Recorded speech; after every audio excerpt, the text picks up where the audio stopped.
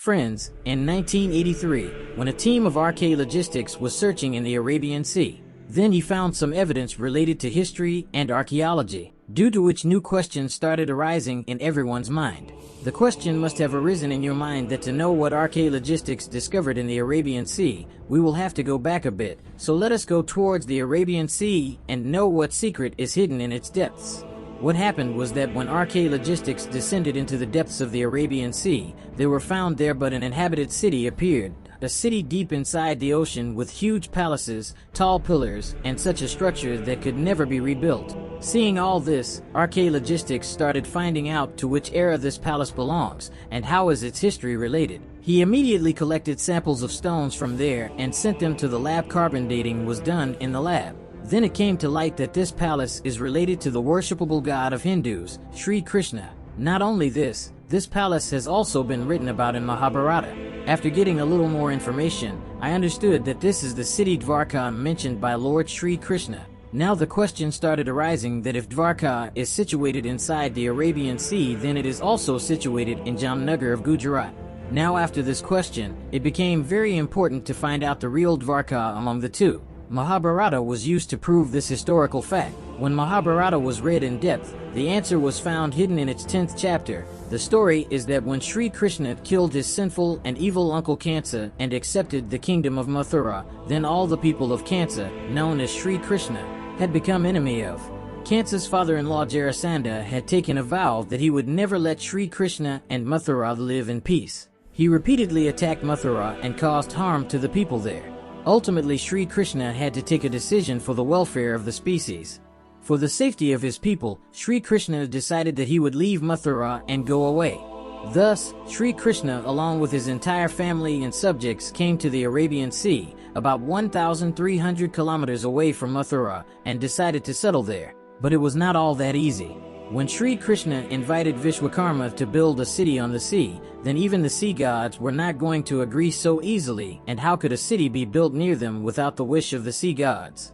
Therefore, when Vishwakarma advised Shri Krishna to pray to the sea god, he immediately agreed. For many days, Shri Krishna worshipped the sea god and asked him for land to establish a city. Finally, pleased with Shri Krishna's prayer, the sea god agreed and he donated 12 yojanas of land in the middle of the Arabian Sea for Shri Krishna and his people, and built it on this land. Shri Krishna's city Dwarka was such a wonderful construction art of Vishwakarma that he built such a city in 12 yojana, i.e. 153 kilometers of land, that all the arts bow before it. This land had everything from golden palaces to high walls and big doors.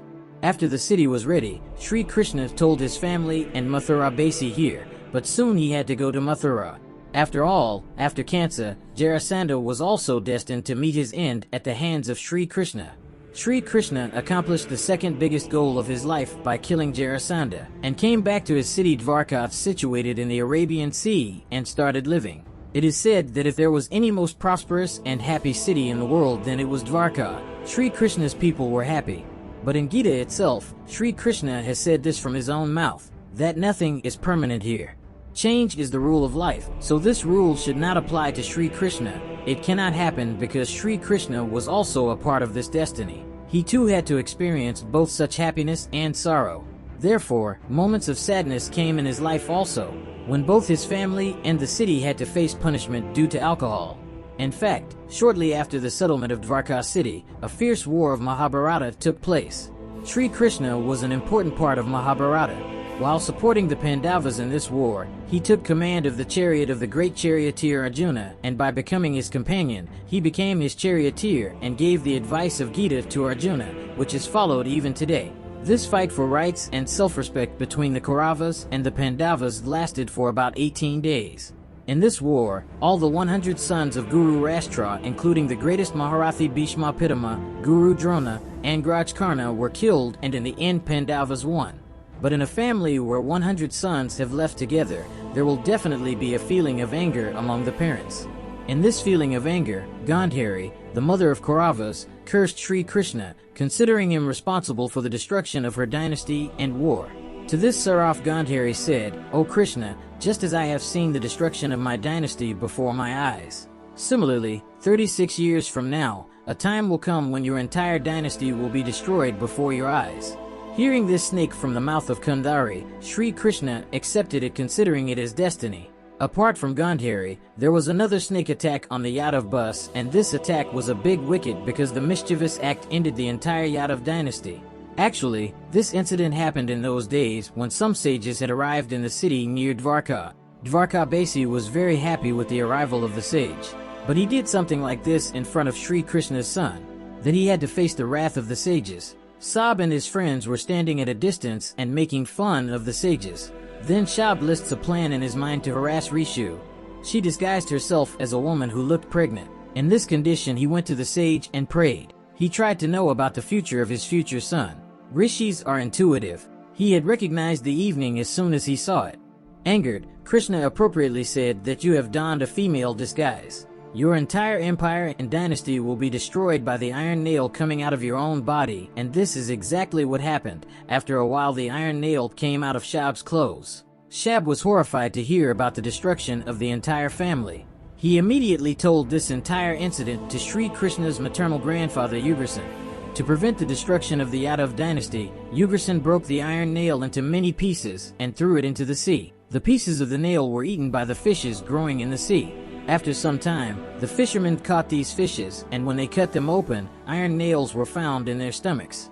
A hunter made poisonous arrows from these iron nails, and as time passed, the time came for the destruction of the Yadav dynasty. Then the minds of the officials north of Yadav also got corrupted. Everyone had become drunkards and drunkards. Dwarka city had become a battlefield. It was the family members who were killing each other. When Balram saw this condition of his kingdom, he took the incarnation of Sheshnag and gave up recruitment. Shri Krishna also abandoned the kingdom and went towards the forests. At the same time, a hunter carrying a poisoned arrow, mistaking Shri Krishna for a deer, fired an arrow at him and he died. In this way, no human being was left in the city of Dwarka, and his reign, along with Shri Krishna, came to an end. The abandoned city of Dwarka sank into the sea. In fact, Dwarka has been divided into two parts.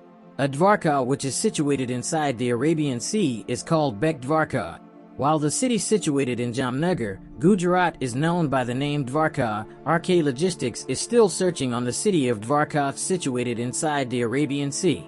Their mission is to establish the fact that Dwarka is situated inside the Arabian Sea. This can be proved completely.